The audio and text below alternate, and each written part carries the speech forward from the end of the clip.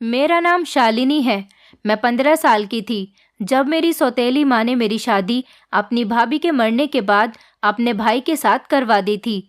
मैं बहुत ज़्यादा डरी हुई थी, लेकिन हैरान कर देने वाली बात ये थी कि वो मेरे कमरे तक में नहीं आता था जब मैं सुबह को उठती और मेरे इर्द गिर्द किसी मर्द के कपड़े पड़े हुए होते थे। और रात को भी मैं ऐसी बेहोशी भरी नींद में सोती थी कि मुझे अपना होश ही नहीं रहता था। ये कपड़े मेरे पति के तो नहीं थे, क्योंकि जब से मेरी शादी हुई थी मैंने उनकी हर एक चीज़ को देख लिया था। मैं परेशान हो जाती थी कि आखिर ये कपड़े मेरे कमरे में कहाँ से आ जाते हैं। एक दिन मैं रात भर सोई नहीं और देखती रही कि आखिर मेरे साथ अभी तक क्या होता आ रहा है। मैं जाग रही थी और सोने की एक्टिंग कर रही थी। फिर मेरे साथ वो हुआ जिसकी मैंने कभी उम्मीद भी नहीं की थी, क्योंकि मेरे कमरे में एक ऐसा इंसान आया जिसने मेरे होश उड़ा दिए थे। मैं 4 साल की थी जब मेरी माँ मुझे इस दुनिया से छोड़कर चली गई थी। मेरा कोई भाई बहन भी नहीं था। इसी वजह से मुझे अपनी माँ की कमी बहुत ज़्यादा महसूस होती थी। पापा तो अपने काम में बिजी रहते थे, जिसकी वजह से मुझे वो ज़्यादा टाइम नहीं दे पाते थे। मेरी दादी उन दिनों जिंदा थी, इसलिए पापा को घर की ज़्यादा टेंशन नहीं होती थी। मगर उम्र के साथ साथ मेरी दादी भी बीमार रहने लगी थी। इस वजह से वो अक्सर पापा से कहती थी कि तुम दूसरी शादी कर लो। इस तरह कुछ और न सही तो घर में एक औरत तो मौजूद होगी, और हमारे घर को एक औरत की बहुत ज़्यादा ज़रूरत थी। घर में रौनक ही औरत से आती है। अगर घर की औरत ही घर में ना रहे तो घर वीरान हो जाता है। दादी का कहना था कि इस वक्त तुम्हारी बेटी भी बहुत छोटी है और उसे भी एक माँ की ज़रूरत है। अब मेरी सगी माँ तो किसी बीमारी के कारण मुझे इस दुनिया में छोड़कर चली गई थी, लेकिन शायद सौतेली माँ का ही अगर प्यार मुझे मिल जाता और वो मेरी परवरिश कर लेती तो शायद मेरी ज़िंदगी बन जानी थी। मेरी परवरिश करने वाला घर में कोई भी नहीं था। दादी को भी 1000 काम होते थे। दादी का कहना था कि सौतेली माँ ही क्यों ना हो, इससे कोई फ़र्क नहीं पड़ता, मगर इतना तो हो जाता है कि कोई और भी घर में मौजूद है। मगर मेरे पापा हर बार दादी से साफ इनकार कर दिया करते थे कि उन्हें किसी से भी शादी नहीं करनी है। पापा की दूसरी शादी करने से घर के हालात और ज़्यादा बिगड़ जाएंगे। पापा ने कहा कि नई औरत मुझे एक्सेप्ट नहीं करेगी और मेरी बेटी भी सौतेली माँ को एक्सेप्ट नहीं कर पाएगी। ऐसे में घर का माहौल ठीक होने के बजाय और ज़्यादा बिगड़ जाएगा, और ऐसा मैं बिल्कुल भी नहीं चाहता हूँ। वक्त इसी तरह से गुजर रहा था और दादी दिन ब दिन अब बीमार रहने लगी थी। उनकी हालत ख़राब से ख़राब होती जा रही थी, क्योंकि उन पर घर का बहुत ज़्यादा लोड आ गया था।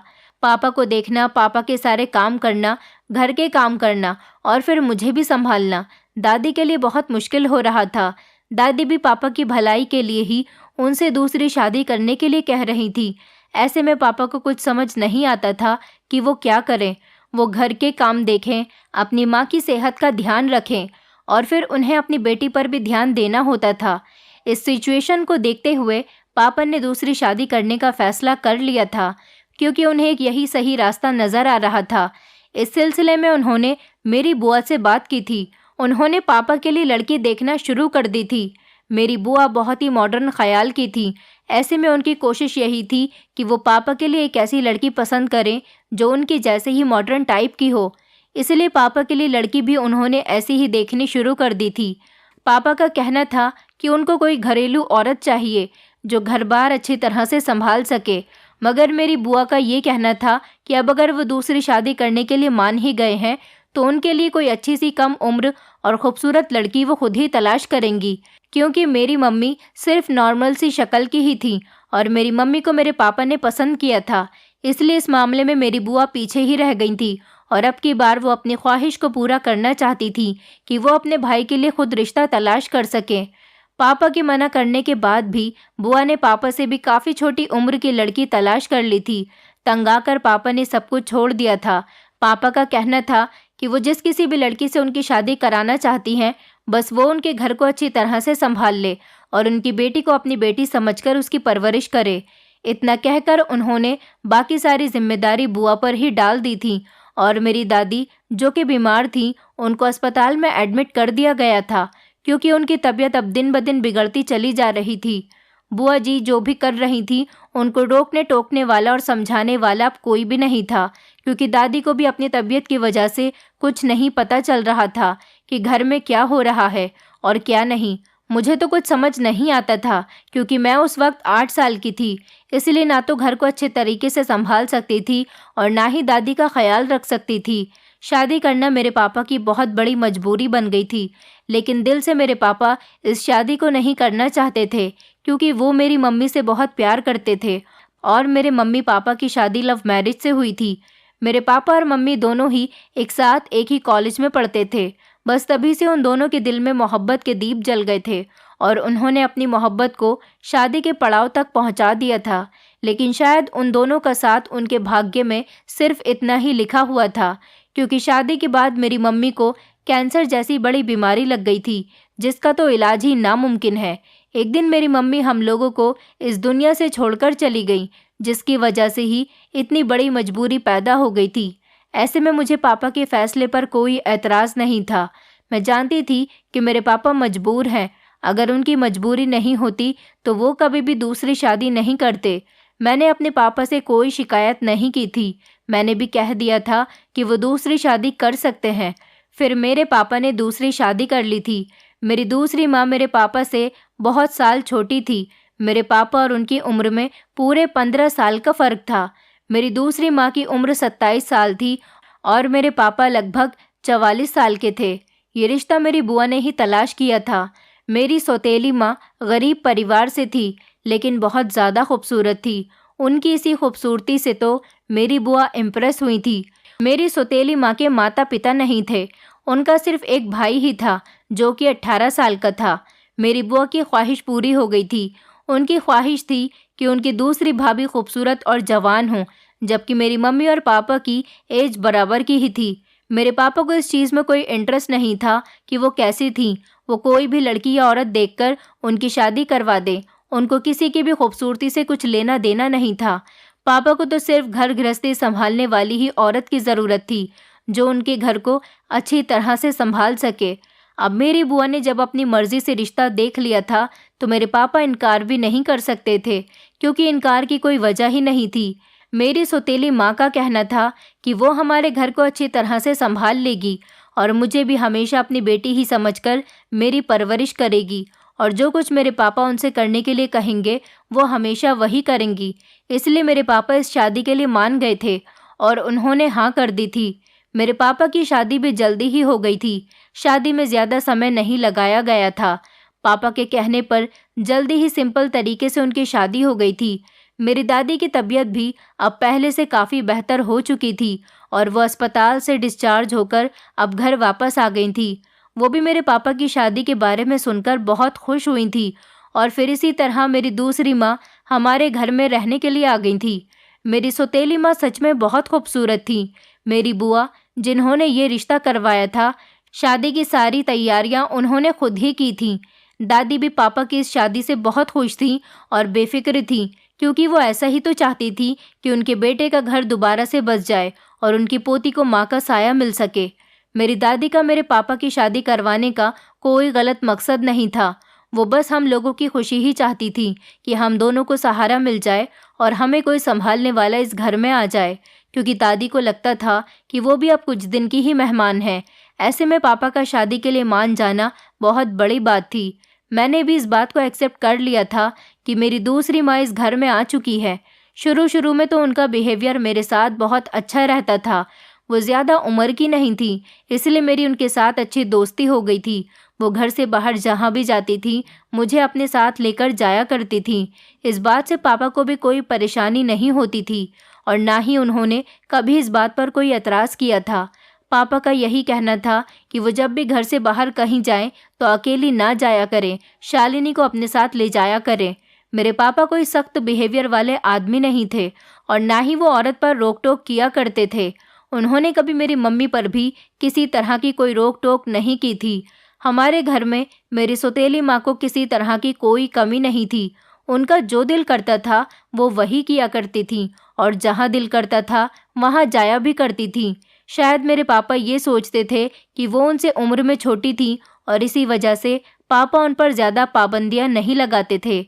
मेरे पापा को शायद यही लगता था कि मेरी सौतेली माँ और मेरे पापा की सोच में काफ़ी फ़र्क है और इसी फ़र्क की वजह से मेरे पापा उन पर कोई पाबंदी नहीं लगाते थे और ना ही उनसे कभी कोई ज़्यादा सवाल जवाब करते थे। उन्हें हमेशा खुश रखने की कोशिश करते थे, क्योंकि वो नहीं चाहते थे कि मेरी सौतेली माँ ने उनके पूरे घर को संभाला हुआ था, तो इसी वजह से उनकी पत्नी को भी कोई कमी नहीं होनी चाहिए थी। मोहल्ले की औरतें मेरी नई मम्मी को देखने के लिए और मिलने के लिए हमारे घर आया करती थीं। वो दादी से यही कहा करती थी कि तुम्हारी बेटे की नई पत्नी तो बहुत खूबसूरत है। इस पर मेरी बुआ भी काफ़ी खुश होती थी। उनका कहना था कि ये मेरी पसंद है, इसलिए तो खूबसूरत है। मेरी बुआ हमेशा से ही ऐसी थी।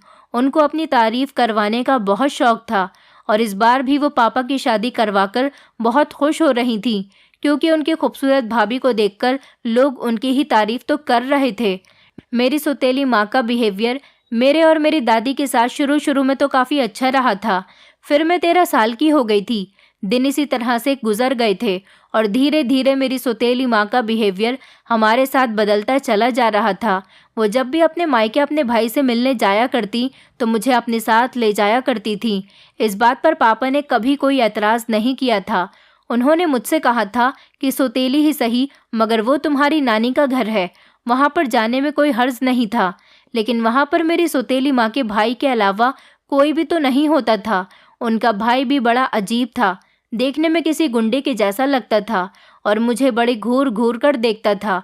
वो मुझे अपने भाई के साथ बैठने के लिए कहती थी।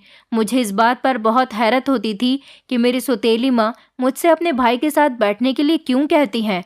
मैं उनके भाई से दूर ही रहने की कोशिश करती थी। ऐसे में मुझे वहाँ जाना अच्छा नहीं लगता था। वो अपने साथ मुझे ज़बरदस्ती अपने मायके ले जाया करती थी। मुझे उनके घर जाना बिल्कुल भी पसंद नहीं था, सिर्फ उनके भाई की वजह से।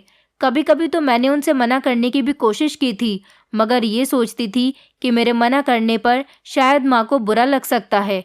यही सोचकर मैं उनके साथ चली जाया करती थी। मैं सोचती थी कि माँ का बिहेवियर मेरे साथ अच्छा है, ऐसे में अगर उनके साथ कहीं भी जाने से इनकार कर दूंगी तो उनको बहुत बुरा भी लग सकता है और मैं नहीं चाहती थी कि मेरी कोई भी बात उनको बुरी लगे, क्योंकि पापा ने मुझे पहले दिन ही ये बात अच्छी तरह से समझा दी थी कि मुझे मेरी दूसरी माँ के साथ अच्छे तरीके से रहना है, उनकी हर बात को मानना है और उनको किसी बात पर भी परेशान या तंग बिल्कुल भी नहीं करना। पापा का कहना था कि मुझे कभी भी उन्हें सौतेली माँ नहीं समझना और अगर मैं उनके साथ अच्छे तरीके से रहूँगी तो वो भी मेरे साथ वैसे ही रहेंगी। अगर मैं उनके साथ अच्छा बिहेव करूँगी तो वो भी मेरे साथ हमेशा अच्छा बिहेवियर ही रखेंगी। और तो और दादी ने भी मुझे यही समझाया था। मैं हमेशा पापा और दादी की बात मान लिया करती थी। दादी और पापा हमेशा मेरी बहुत तारीफ किया करते थे कि मैं उनकी हर बात को आसानी से मान जाती हूँ। कभी मैंने किसी भी बात पर बहस नहीं की थी और ना ही कभी जिद की थी। पापा कहते थे कि तुम्हारी मम्मी भी ऐसी ही थी, वो भी कभी किसी बात पर बहस नहीं करती थी। मेरी मम्मी पापा की हर बात को मान जाती थी। दादी का कहना था कि मैं बिल्कुल अपनी मम्मी के जैसी ही हूँ, उन्हीं की तरह समझदार और अच्छी। जब तक मेरी मम्मी जिंदा थी उन्होंने मुझे यही सिखाया था कि कुछ भी हो जाए मुझे हमेशा पापा और दादी की बात को ही मानना है। पर बचपन से लेकर अब तक मैंने कभी भी पापा और दादी की किसी बात से इनकार नहीं किया था। वो जो भी कहते थे मैं खामोशी से मान जाया करती थी। इसी वजह से उनको मेरी यही आदत सबसे ज़्यादा पसंद थी। उनके साथ साथ मैं अपनी नई माँ की भी हर बात को मान लेती थी। वो भले ही मेरी सौतेली माँ थी, मगर मैं उनको दिल से अपनी माँ माना करती थी और उनको वही इज्जत दिया करती थी जैसी शायद मेरी सगी माँ जिंदा होती तो मैं उन्हें भी उसी तरह की इज्जत देती जिस तरह की अपनी सौतेली माँ को दे रही थी। मुझे उनसे अपनी सगी माँ जितनी मोहब्बत हो गई थी, मगर फिर भी मैं उनको इज्जत देने की भरपूर कोशिश किया करती थी और चाहती थी कि उन्हें कभी मेरी वजह से किसी तरह की कोई परेशानी न हो। मेरी हमेशा यही कोशिश हुआ करती थी कि उनको मेरी कभी भी किसी बात का बुरा न लगे। वक्त इसी तरह से गुजरा जा रहा था। मेरी सौतेली माँ हर दूसरे तीसरे दिन अपने मायके जाया करती थी। उन्होंने अपने भाई की शादी करवा दी थी, लेकिन उनके भाई की पत्नी अपनी शादी के 6 महीने बाद ही मर गई थी। उनका भाई फिर से अकेला रह गया था। मेरी माँ को चाहिए था कि वो अपने भाई की दूसरी शादी करवा दे, लेकिन वो अपने भाई के पास घंटों बातें करके आती थी। मैं खामोश रहती थी। कुछ वक्त तो ऐसे ही चलता रहा था। मेरी नई माँ का बिहेवियर अभी भी मेरे साथ बहुत अच्छा था, लेकिन ये सिर्फ तब तक ही अच्छा था जब तक मेरी दादी जिंदा थी। मेरे पापा की शादी को कई साल हो गए थे। मेरी दूसरी माँ के पास अभी तक कोई औलाद नहीं थी। दादी बहुत बीमार रहने लगी थी और फिर एक दिन वो हमें इस दुनिया से छोड़कर चली गईं। मेरी दादी के मरते ही मेरी सौतेली माँ का बिहेवियर भी अब बदलने लगा था। वो अब छोटी छोटी बात पर मुझसे गुस्सा करने लगी थी, लेकिन मैंने ये बात कभी पापा को नहीं बताई थी। मैं नहीं चाहती थी कि मेरी वजह से पापा को किसी भी परेशानी का सामना करना पड़े। मैं उनकी हर बात को खामोशी से बर्दाश्त कर जाया करती थी। मैंने कभी अपनी सौतेली माँ को किसी भी बात पर पलटकर जवाब नहीं दिया था और यही वजह थी कि ये घर अभी तक कायम था। अगर उन्हीं की तरह मैं भी बात बात पर लड़ती झगड़ती रहती या फिर छोटी छोटी बात पर गुस्सा करके बैठ जाती तो इस घर का सुकून ख़त्म हो जाता, और मैं ऐसा बिल्कुल भी नहीं चाहती थी, क्योंकि मैं अपने पापा की परेशानी को अच्छी तरह से जानती थी। वो इस घर में हमेशा खुशहाली देखना चाहते थे। ऐसे में मेरा खामोश रहकर सब कुछ बर्दाश्त करना ही सबसे ज़्यादा बेहतर था, और मैं हमेशा ऐसे ही करने की कोशिश करती थी। वक्त इसी तरह से गुजरता चला जा रहा था, मगर मेरी सौतेली माँ के बिहेवियर में कोई चेंजेस नहीं आए थे। वो मुझसे सारे घर का काम भी करवाया करती थी, मगर मेरे पापा इन सब बातों से पूरी तरह अनजान थे, क्योंकि वो घर पर कम ही मौजूद हुआ करते थे। वो सारा दिन अपने काम पर ही होते थे। इसी वजह से मेरे पापा घर की किसी भी बात को नहीं जानते थे। वो सुबह को घर से निकलते थे तो रात को ही घर में घुसते थे। उनकी ज़्यादा छुट्टियां भी नहीं होती थीं। मैं उनको कोई भी बात बताकर ज़्यादा परेशान नहीं करना चाहती थी। साल इसी तरह से गुजर रहे थे और मेरी सौतेली माँ का बिहेवियर दिन ब दिन बदलता चला जा रहा था।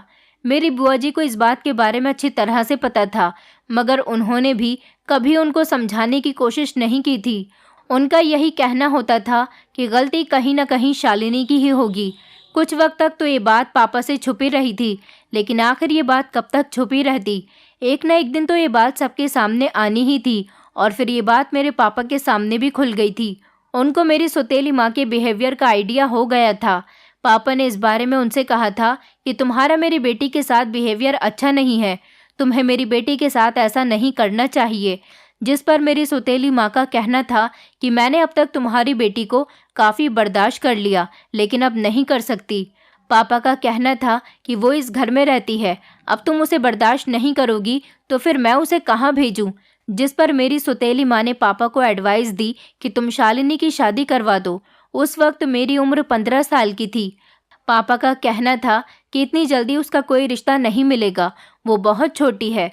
मेरी सौतेली माँ ने मेरे और मेरे पापा के बीच बहुत सारे फासले पैदा कर दिए थे। पापा अब मुझसे कम ही बात किया करते थे। न जाने मेरी सौतेली माँ ने पापा को मेरे बारे में ऐसा क्या कह दिया था कि वो मुझसे बात करना भी भूल गए थे और मुझे इस घर से विदा करने पर बिल्कुल तैयार थे। मुझे ऐसा लगा था कि मेरे पापा इतनी जल्दी मेरी शादी करने के लिए कभी भी तैयार नहीं होंगे, लेकिन वो तो इस बात के लिए तैयार हो गए थे। तभी तो मेरे लिए जल्दी जल्दी रिश्ता देख रहे थे। वो चाहते थे कि जल्द से जल्द मेरे लिए अच्छा सा रिश्ता देखकर मेरी शादी कर दी जाए। मुझे समझ नहीं आ रहा था कि ये सब कुछ क्या हो रहा है। मेरी सौतेली माँ ने आखिर मेरे पापा को मेरे बारे में ऐसा भी क्या कह दिया था कि वो इतना बदल गए थे। मेरे पापा कभी भी ऐसे नहीं थे जैसे कि अब हो गए थे, मगर मैं उनका बिहेवियर भी खामोशी से बर्दाश्त कर रही थी। आखिरकार मैं कुछ और कर भी तो नहीं सकती थी। सब कुछ मेरी सौतेली माँ के हाथ में ही था। मैं चाहकर भी कुछ नहीं कर पाई थी। मेरी गलती थी कि मुझे शुरू में ही पापा को सब कुछ बता देना चाहिए था। अगर उस वक्त मैं पापा को अपनी सौतेली माँ के बारे में बता देती तो आज मेरे बारे में वो कुछ भी गलत कहने या करने के बारे में सोचती तक नहीं कि वो पापा के पीछे हर रोज़ अपने मायके जाती हैं और उनका भाई मुझ पर गलत नज़र रखता है। लेकिन क्या किया जा सकता था। मैं मजबूर थी, लाचार थी। मेरी साइड लेने वाला अब कोई नहीं था। मेरा वक्त भी गुजर रहा था। अच्छा क्या था, बुरा क्या था, बस गुजर रहा था। और फिर धीरे धीरे मुझे पता चल गया था कि मेरी सौतेली माँ ने मेरे पापा को मेरे बारे में क्या कहा था। उन्होंने मेरे पापा से कहा था कि मेरा मोहल्ले में किसी लड़के के साथ अफेयर चल रहा है। मेरी सौतेली माँ ने मुझ पर यह इल्ज़ाम लगा दिया था कि पापा के घर से जाते ही मैं घर से बाहर निकल जाती हूँ और उनके लाख मना करने के बावजूद भी उनकी किसी बात को नहीं मानती। मेरी सौतेली माँ ने अपनी सच्चाई को साबित करने के लिए एक दिन मुझे धोखे में रख दिया था। मेरे साथ एक बहुत बड़ा नाटक किया था। उन्होंने एक दिन पापा को काम से जल्दी घर आने के लिए कह दिया था, क्योंकि मेरे पापा उनकी इस बात पर यकीन नहीं कर पा रहे थे कि उनकी बेटी का किसी के साथ अफेयर चल रहा है, क्योंकि पापा मुझ पर बहुत भरोसा करते थे। उन्हें पता था कि उनकी बेटी ऐसा कभी कुछ नहीं कर सकती। पापा को इस बात का यकीन दिलाने के लिए उन्होंने मुझे बेवकूफ़ बनाया था और दोपहर के टाइम पर मुझे पड़ोस वाले घर में थोड़ी देर के लिए भेज दिया था। मैं जाने के लिए इनकार भी कर रही थी, मगर उन्होंने मुझसे कहा था कि पड़ोस वाली आंटी तुम्हें बहुत याद करती हैं। उन्हें लगता है कि मैं तुम्हारी सौतेली माँ हूँ, इसलिए तुम्हें घर से बाहर नहीं निकलने देती। लेकिन मैंने तो तुम्हें हमेशा सगी माँ की तरह प्यार किया है। तुम आज उनके घर चली जाओ और थोड़ी बहुत देर बैठकर ही वहाँ से आना। और उन्होंने कहा था कि मैंने तुम्हारे पापा को ये बात बता दी है और तुम्हारे पापा से पड़ोस में आने जाने की परमिशन भी ले ली है। तुम बेफिक्रे से जा सकती हो, और अगर फिर भी तुम्हारे पापा ने तुम्हें कुछ कहा तो मैं खुद उन्हें संभाल लूँगी। वो मुझे कुछ नहीं कहेंगे। उनकी इज्जत की बात है। अगर उन्होंने मुझे पड़ोस में नहीं भेजा तो लोग समझेंगे कि सौतेली माँ बच्ची को घर से बाहर तक नहीं निकलने देती। मैंने उनकी बात का यकीन कर लिया था और यही मेरी सबसे बड़ी गलती थी, जिसकी मैंने बहुत बड़ी सज़ा काटी थी। मुझे उन्हें साफ मना कर देना चाहिए था, मगर मैंने ऐसा नहीं किया था। इतना सब कुछ होने के बाद भी मैं उनकी बातों में आ गई थी और उनके कहने पर पड़ोस में चली गई थी। उस दिन मेरे घर से निकलने पर मेरी ज़िंदगी बदल गई थी। वो मुझे पापा को यकीन दिलाने के लिए घर से भेजना चाहती थी और उन्होंने ऐसा ही किया था। वो अपने प्लान में कामयाब हो गई थी, क्योंकि जब पापा घर आए थे मैं उस वक्त घर पर मौजूद नहीं थी। मगर ये बात पापा से छुपी हुई थी कि मैं पड़ोस वाले घर में ही हूँ और उन्होंने ही मुझे वहाँ पर भेजा था। मगर ये बात पापा से छुपी हुई थी और वो इस बात से बिल्कुल अनजान थे। पापा जब घर आए तो उन्होंने साफ साफ देखा था कि उनकी बेटी घर में मौजूद नहीं है। पापा जो पहले से ही माँ की बात पर बिल्कुल भरोसा नहीं कर रहे थे, अब अपनी आंखों से देखकर इस बात को मानने लगे थे कि मैं गलती कर रही हूँ। लेकिन उन्होंने मुझसे इस बारे में एक बार भी नहीं पूछा था कि ये बात सच है या फिर गलत। वो मेरी सौतेली माँ की बात पर आंखें बंद करके यकीन कर लिया करते थे। अब तो उनको मेरी सौतेली माँ की सारी बातें सच लगने लगी थीं। वो सारी बातें जो मेरी सौतेली माँ मेरे पापा को मेरे बारे में बताया करती थी। पहले तो पापा इस पर यकीन नहीं करते थे, मगर अब उनको उनकी हर बात पर यकीन आने लगा था। इन सब बातों की सबसे बड़ी वजह यही सबूत था कि उन्होंने खुद मुझे घर में मौजूद नहीं पाया था, मगर उन्होंने पूरा सच जानने की कोशिश भी नहीं की थी और ना ही शायद उनको ऐसा करने की कोई ज़रूरत महसूस हुई थी। उन्होंने मेरी सौतेली माँ से कह दिया था कि वो कोई भी रिश्ता देख लें, पर मेरी जल्द से जल्द शादी हो जानी चाहिए। वो मेरी कहीं पर भी शादी कर दें, पापा को इस बात से कोई एतराज़ नहीं होगा। यही सब तो मेरी सौतेली माँ चाहती भी थी। आज मुझे भी वो दिन अच्छी तरह से याद है जब मैं घर वापस आई थी तो मेरे पापा ने मुझ पर बहुत गुस्सा किया था और मुझे उनके गुस्से की वजह मालूम भी नहीं थी। मुझे यही लग रहा था कि वो मेरे घर से बाहर जाने पर गुस्सा कर रहे थे, जबकि मैं इस बात से अनजान थी कि मेरी सौतेली माँ ने उनको ना जाने मेरे बारे में क्या क्या बता दिया था, जिसकी वजह से पापा मुझ पर इतना ज़्यादा गुस्सा कर रहे थे। पापा ने उनको फ़ौरन ही मेरा रिश्ता देखने के लिए कहा था, जबकि मेरी सौतेली माँ ने कोई भी रिश्ता देखे बिना ही उनसे कह दिया था कि उनको मेरे लिए कोई अच्छा रिश्ता नहीं मिल रहा, क्योंकि सारे मोहल्ले वाले उनकी बेटी की हरकतों को अच्छी तरह से जानते हैं। इसलिए कोई भी अपने घर में उनकी बेटी का रिश्ता करने के लिए तैयार नहीं है, जबकि ये सारी बातें बिल्कुल झूठ थीं। असल में वो मेरा रिश्ता अपनी मर्जी से ही करवाना चाहती थीं, इसलिए उन्होंने ये सारा नाटक किया था। वो मेरी शादी अपने भाई के साथ करवाना चाहती थी, जिसकी पहली पत्नी मर चुकी थी। उन्होंने पहले भी पापा से इस बारे में बात की थी, मगर पापा ने तब साफ साफ इनकार कर दिया था। लेकिन इस बार पापा ने इनकार नहीं किया था, वो तो खुशी खुशी इस रिश्ते के लिए मान गए थे। माँ का भाई मुझसे काफ़ी बड़ा था और वो मुझे बिल्कुल भी पसंद नहीं था। मैं उससे शादी नहीं करना चाहती थी, मगर इस घर में मेरी मर्जी किसी के लिए कोई मायने नहीं रखती थी, इसीलिए मैं खामोश रही और मेरी शादी मेरी सौतेली माँ के भाई के साथ हो गई थी।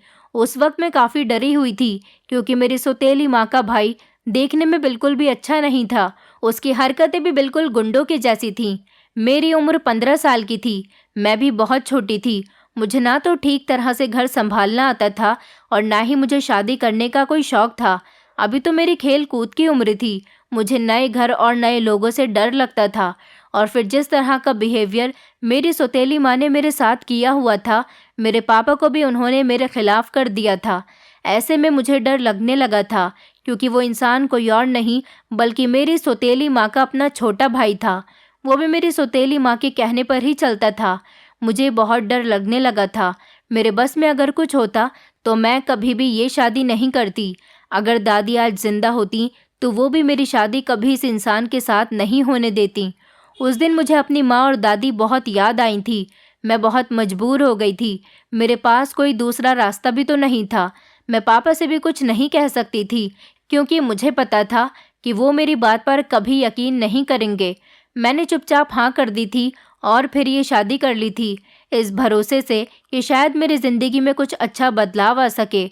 उम्मीद तो मुझे बिल्कुल भी नहीं थी कि जिस घर में मैं जा रही थी उस घर में मेरी सौतेली माँ का काफ़ी आना जाना था, और कहीं ना कहीं मुझे इस बात का भी यकीन था कि यहाँ पर मेरी शादी करवाने में मेरी सौतेली माँ का ही कोई फ़ायदा होगा, तभी तो वो ऐसा कर रही थी।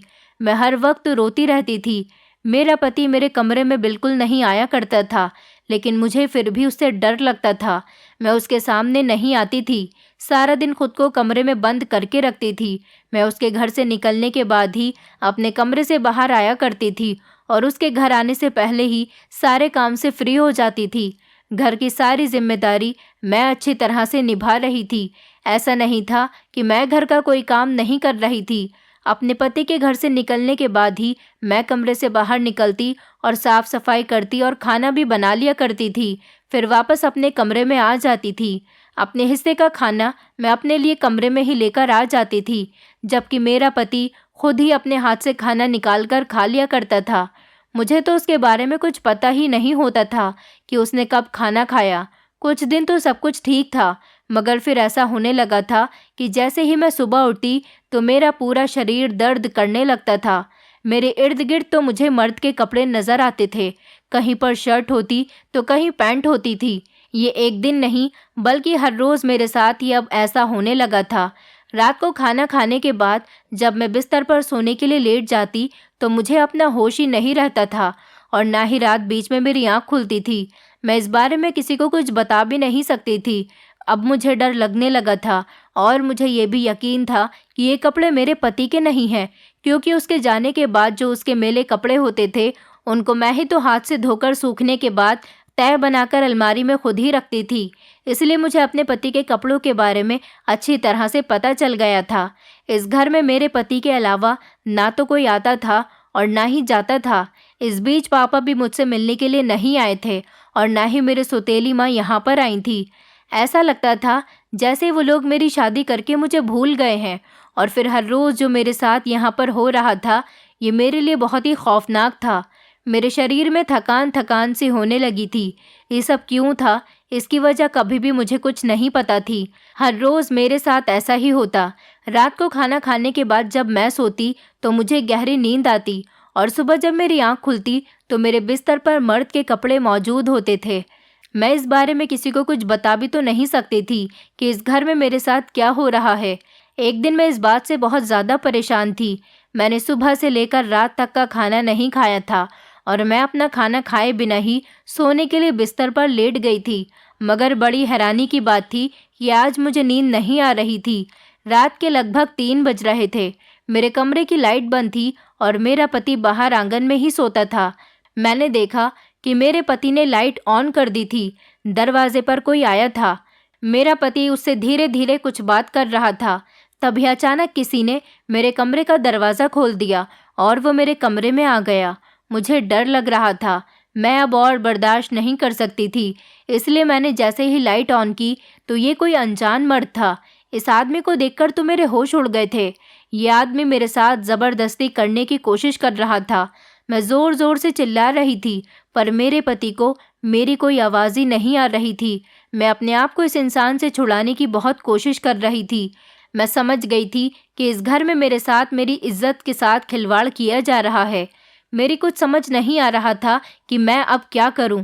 मैं बहुत परेशान थी कि इस इंसान ने मुझे अपने बस में किया हुआ था। मैंने जल्दी से अपने बेड के बराबर में रखा हुआ स्टूल उठा लिया और इस आदमी के सर पर दे मारा। स्टूल इस आदमी के सर पर लगते ही उसके सर से खून बहने लगा था।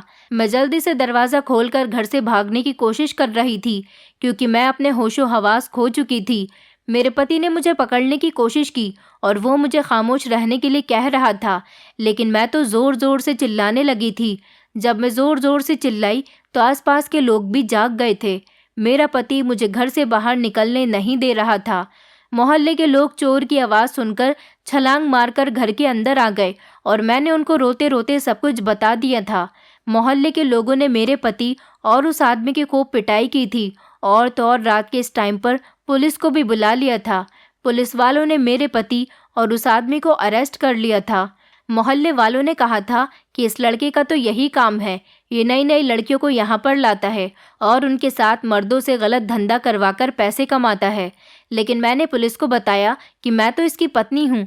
मोहल्ले वालों ने बताया कि तुम इसकी पहली पत्नी नहीं हो, न जाने ये कितनी सारी लड़कियों को पत्नी बनाकर यहाँ इससे पहले भी ला चुका है और हर किसी को अपनी पत्नी बनाकर इस घर में रख लेता है।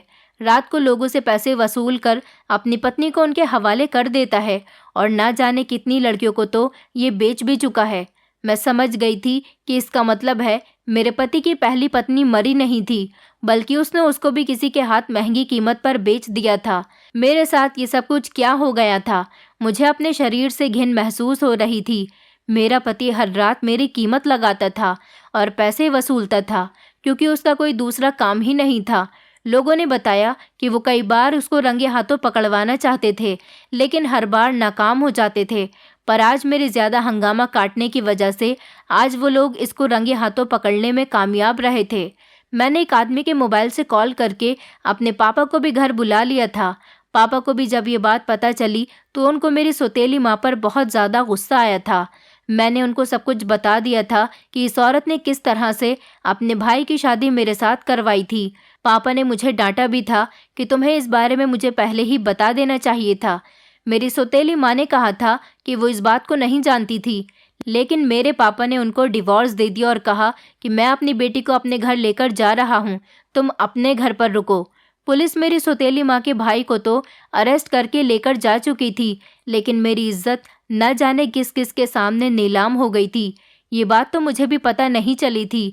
दरअसल मेरा पति इतना ज़्यादा चालाक था कि उसने अपने खाना बनाने वाले नमक के अंदर ही नशे की दवाई मिलाई हुई थी। मैं जब उस नमक को खाने में डालती थी तो उसके अंदर नींद की दवाई भी मिक्स हो जाती थी। उसके बाद मैं अपने हिस्से का खाना लेकर कमरे में आकर खा लिया करती थी, जिसको खाने के बाद मैं बेहोश हो जाती थी और फिर मुझे गहरी नींद आती थी। फिर मुझे पता ही नहीं चलता था कि मेरे साथ क्या होता है। और जो लोग मेरी इज्जत के साथ खिलवाड़ करते थे वो अपने कपड़े कमरे में छोड़कर दूसरे कपड़े पहनकर वहाँ से चले जाते थे। मेरा पति तो बाहर बैठकर खाना खाता था, इसलिए मुझे पता नहीं चला कि वो मार्केट से खाना लाकर खाता है। वो दिन मेरी ज़िंदगी का सबसे ख़तरनाक दिन था। पुलिस ने मेरे पति को अरेस्ट करके कड़ी से कड़ी सज़ा दी थी। पापा मुझे अपने घर लेकर आ गए हैं। उन्होंने फैसला किया है कि वो मेरी शादी अब अच्छे परिवार में करेंगे और देखभाल करके करेंगे। ऐसे अब दोबारा से मेरी ज़िंदगी को ख़राब नहीं करेंगे। पापा ने अपनी गलती पर मुझसे माफ़ी भी मांगी थी और मैंने उन्हें माफ़ कर दिया था। आप लोग भी सावधान रहा कीजिए।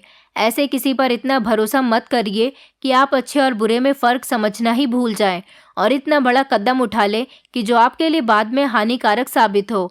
मैं अपने पापा के घर में खुश हूँ और वो मेरे लिए रिश्ता तलाश कर रहे हैं। यहाँ पर मेरी ज़िंदगी अच्छी गुजर रही है और पुराने हादसे को मैं भूलने की कोशिश कर रही हूँ। दोस्तों, उम्मीद करती हूँ आपको हमारी कहानी पसंद आई होगी। कहानी पसंद आई है तो वीडियो को लाइक करें, चैनल पर नए हैं तो चैनल को सब्सक्राइब करें और हाँ, नोटिफिकेशन बेल को ज़रूर दबाएं ताकि अगली अपडेट सबसे पहले आपको मिले।